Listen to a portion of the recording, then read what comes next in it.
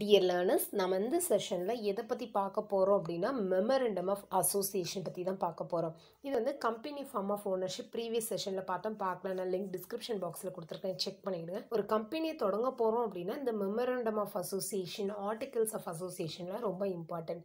இந்த செஷனில் memorandum of அசோசியேஷனை என்ன, எதுக்காக அது ஒரு கம்பெனிக்கு தேவைப்படுது, அதோட கண்டென்ட், அதாவது டிஃப்ரெண்ட் கிளாஸ் எல்லாம் இருக்குது, அதை பற்றி தான் பார்க்க போகிறோம். வாங்க செஷனுக்குள்ளே போகலாம். மெமரண்டம் ஆஃப் அசோசியேஷன், இது தமிழில் நம்ம என்ன சொல்லலாம்னா அமைப்பு முறையீடு அப்படின்னு சொல்லலாம். ஒரு ஜாயிண்ட் ஸ்டாக் கம்பெனி அமைச்சிருக்காங்க அப்படின்னா அதுக்கு ஒரு டாக்குமெண்ட் நம்மளுக்கு தேவைப்படும்.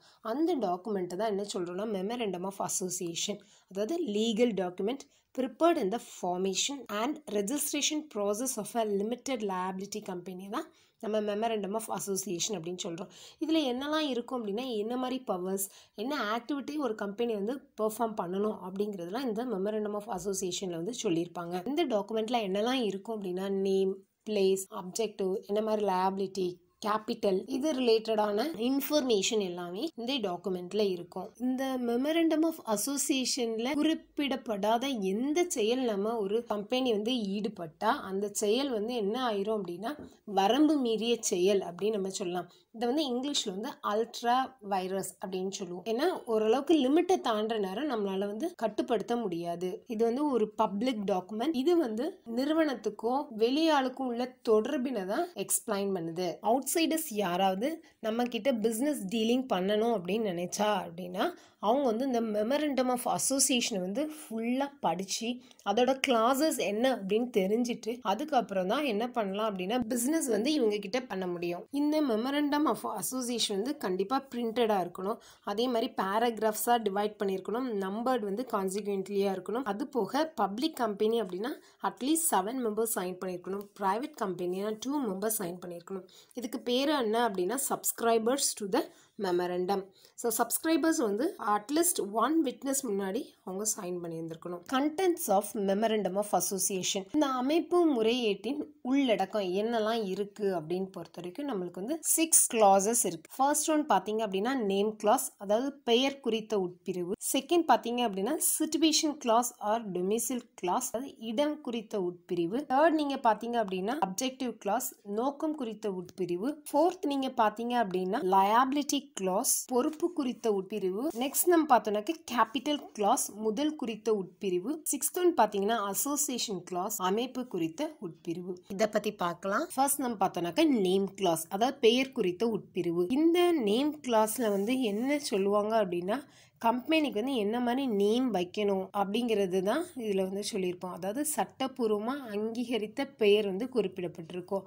ஏற்கனவே நடைமுறையில் உள்ள ஒரு கம்பெனியோட நேமை வந்து ஒத்து இருக்கக்கூடாது, அதாவது சிமிலர் நேம் வந்து வைக்கக்கூடாது. அதே மாதிரி நேம் வந்து எப்படி எண்ட் ஆகணும் அப்படின்னா பப்ளிக் கம்பெனியாக இருந்துச்சுன்னா லிமிட்டடும், ப்ரைவேட் கம்பெனியாக இருக்குன்னா ப்ரைவேட் லிமிடெட் அப்படின்னு வைக்கணும். எப்போ இந்த லிமிடெட் வந்து ரிமூவ் பண்ணலாம் அப்படின்னா சென்ட்ரல் கவர்மெண்ட் வந்து நமக்கு லைசன்ஸ் வந்துடுச்சு அப்படின்னா நம்ம இந்த லிமிடெட் வந்து ரிமூவ் பண்ணிக்கிடலாம். அது போக கவர்மெண்ட், ஸ்டேட், முனிசிபாலிட்டி இந்த மாதிரி வேர்ட்ஸ் இருந்துச்சு அப்படின்னா அதை தடை செஞ்சிடணும். செக்ஷன் 8 ஆஃப் த கம்பெனிஸ் ஆக்ட்ல வந்து என்ன சொல்றாங்க அப்படின்னா இந்த மாதிரி இதெல்லாமே ரூல்ஸ் வந்து ஃபாலோ பண்ணணும்னு அவசியம் இல்லை. எப்படி அப்படின்னு பொறுத்த வரைக்கும் association, federation, foundation, confederation, forum, chamber, council இவங்க எல்லாமே இந்த லிமிடெட் அந்த மாதிரி எதுவுமே போட வேண்டிய அவசியம் இருக்காது. செகண்ட் கிளாஸ் பாத்தீங்க அப்படின்னா சிச்சுவேஷன் கிளாஸ், அதாவது இடம் குறித்த உட்பிரிவு. இந்த இதுல என்ன டீல் பண்றாங்க அப்படின்னா ரெஜிஸ்டர்ட் ஆஃபீஸ் எங்க இருக்கு, அதாவது physical location of the registered office தான் இதுல நம்ம பார்க்கலாம். ஒரு பிசினஸ் நம்ம தொடங்குறதுக்கு முந்தி, அதாவது தொழில் தொடங்குறதுக்கு முன்பே ஒரு கம்பெனி வந்து அவங்களோட ரெஜிஸ்டர் ஆஃபீஸ், அதாவது பதிவு அலுவலகத்தை வந்து தெரிவிக்கணும். இதுக்கு இன்னொரு பேர் என்னன்னு பாத்தீங்கன்னா டொமைசைல் கிளாஸ் இல்ல ரெஜிஸ்டர்ட் ஆஃபீஸ் கிளாஸ் அப்படின்னு சொல்லலாம். இந்த கிளாஸ்ல வந்து எந்த ஸ்டேட்ல அந்த ரெஜிஸ்டர்ட் ஆஃபீஸ் இருக்கு அதை வந்து ஒரு 30 days before the date of ரெஜிஸ்ட்ரேஷனுக்கு முந்தி ரெஜிஸ்ட்ரார்ட்ட வந்து இன்டிமேட் பண்ணியிருந்திருக்கணும். Address of the registered office வந்து நம்ம மென்ஷன் பண்ணணும் அப்படிங்கிறது அவசியம் கிடையாது. தேர்ட் கிளாஸ் பாத்தீங்க அப்படின்னா அப்ஜெக்டிவ் கிளாஸ், அதாவது நோக்கம் குறித்த உட்பிரிவு. இந்த கிளாஸ்ல வந்து ஒரு ஆர்கனைசேஷன் எப்படி செயல்படணும், அவங்களோட அப்ஜெக்டிவ் என்ன, இது எல்லாமே அதில் நோட் பண்ணியிருக்கோம். அது போக ஷேர் ஹோல்டர்ஸோட நீட்ஸ் என்ன, அதே மாதிரி அவங்களோட ஃபினான்ஷியல் ரிசோர்ஸஸ்லாம் எப்படி யூட்டிலைஸ் பண்ணணும் அப்படிங்கிறது எல்லாமே இந்த அப்ஜெக்டிவ் கிளாஸில் வந்து டீல் பண்ணியிருப்பாங்க. நம்ம ப்ரைமரி அப்ஜெக்டிவும் செட் பண்ணுவோம், அது போக செகண்டரி அப்ஜெக்டிவ்ஸ், அதாவது ஆன்சிலரி அப்ஜெக்டிவ்ஸ். அந்த மாதிரி ஆன்சிலரி அப்ஜெக்டிவ்ஸை வந்து நம்ம எப்படி அச்சீவ் பண்ண முடியும்னா பிரைமரி அப்ஜெக்டிவை பேஸ் பண்ணி நம்ம வந்து அச்சீவ் பண்ணிக்கிடலாம். இப்போ நம்ம ஒரு அப்ஜெக்டிவ் நம்ம செட் பண்றோம் அப்படின்னா சட்டத்தை மீறியோ இல்ல பொது நலத்துக்கு எதிராகவும் இருக்கக்கூடாது. ஃபோர்த் கிளாஸ் நம்ம பார்த்தோம்னாக்கா லயபிலிட்டி கிளாஸ், அதாவது பொறுப்பு குறித்த உட்பிரிவு. இதுல வந்து என்ன சொல்லியிருப்பாங்க அப்படின்னா ஷேர் ஹோல்டர்ஸோட லயபிலிட்டி எப்படி இருக்கு அப்படிங்கிறது. இப்போ ஒருவேளை கம்பெனி வந்து கலைக்கிறாங்க, டிசால்வ் ஆகுறாங்க அப்படின்னா அந்த சமயத்துல கம்பெனியோட அசட்ஸை வந்து நம்ம எப்படி வந்து முடிச்சு கொடுக்க போகிறோம்.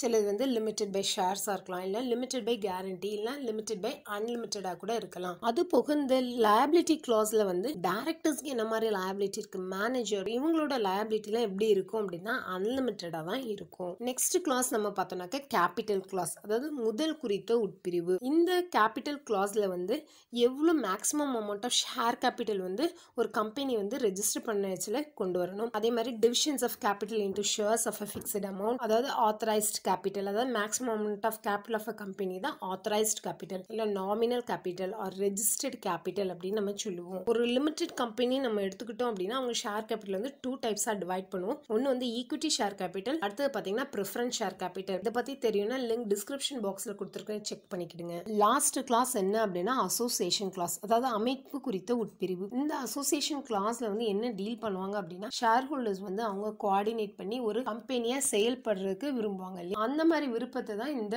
பிரிவு வந்து வெளிப்படுத்துது. ஒரு பப்ளிக் கம்பெனின்னு எடுத்துக்கிட்டோம் அப்படின்னா 7 மெம்பர்ஸ் இருக்கணும். இது பிரைவேட் கம்பெனி அப்படின்னா 2 மெம்பர்ஸ் இருந்தா போதும். இந்த MOAல வந்து விட்னஸ் வச்சு சைன் பண்ணிடுவாங்க. இதுதான் அசோசியேஷன் கிளாஸ். இந்த கிளாஸ் எல்லாம் நம்ம ஆல்ட்ரேஷன் பண்ணலாமா அப்படின்னா பண்ணலாம். எப்படி அப்படின்னா அதுக்கு ஸ்பெஷல் ரெசல்யூஷன், அதாவது தீர்மானம் போட்டு ஒரு மீட்டிங்ல நம்ம என்ன பண்ணுவோம், போர்ட் ஆஃப் டைரக்டர்ஸ் மீட்டிங்ல சென்ட்ரல் கவர்மெண்ட்டுக்கு ரைட்டிங் பண்ணி அவங்க அப்ரூவல் பண்ணா நம்ம என்ன பண்ணிக்கலாம்னா இந்த நேம் கிளாஸ் எல்லாமே ஆல்ட்ரேஷன் பண்ணிக்கிடலாம். நேம் கிளாஸ்ல எதுவும் சேஞ்சஸ் நம்ம பண்ணணும் அப்படின்னா we should write a letter to the registrar. Situation கிளாஸ்ல சேஞ்சஸ் பண்ணணும் அப்படின்னா அதாவது அந்த லொக்காலிட்டியில உள்ள சிட்டியோ டவுனோ அங்க உள்ள ரெஜிஸ்ட்ரார் 30 டேஸ்க்குள்ள நம்ம என்ன பண்ணணும்னா சிச்சுவேஷன் கிளாஸ்ல ஆல்ட்ரேஷன் வந்து கொண்டு வரலாம். அப்ஜெக்டிவ் கிளாஸ்ல எதுவும் ஆல்ட்ரேஷன் நம்ம கொண்டு வரணும் அப்படின்னா கம்பெனி வந்து ஒரு ஸ்பெஷல் ரெசல்யூஷன் பாஸ் பண்ணுவாங்க. எங்க அப்படின்னா கம்பெனி லா போர்ட்ல வச்சு பாஸ் பண்ணி கொண்டு வருவாங்க. அது போக கேபிட்டலையும் ஆல்ட்ரேஷன் கொண்டு வரலாம். அதாவது ஷேர் கேபிட்டல் வந்து இன்க்ரீஸ் பண்ணணுமா, இல்ல அதை டிவைட் பண்ணிக்கலாமா, இல்ல சப்டிவைட் எக்ஸிஸ்டிங் ஷேர்ஸ் வந்து சப்டிவைட் பண்ண முடியுமா, இல்ல அன்இஷ்யூட் கேபிட்டல் வந்து கேன்சல் பண்ணலாமா, இல்ல ஃபுல்லி பெய்ட் ஷேர்ஸ் வந்து கன்வெர்ட் பண்ண முடியுமா, இது எல்லாமே பார்த்துக்கிடலாம். டியர் லேர்னர்ஸ், இந்த செஷன்ல மெமரண்டம் ஆஃப் அசோசியேஷனா என்ன, எதுக்காக அதை கம்பெனில யூஸ் பண்றோம், அதோட clauses, content of memorandum of association, அதுக்குள்ள கிளாஸஸ் பத்திலாம் பார்த்தோம். இந்த செஷன் உங்களுக்கு ரொம்ப யூஸ்ஃபுல்லா இருக்கும்னு நம்புறேன். மறக்காம சேனலை சப்ஸ்கிரைப் பண்ணுங்க, உங்க ஃப்ரெண்ட்ஸ்க்கு ஷேர் பண்ணுங்க. தேங்க்யூ ஃபார் வாட்சிங்.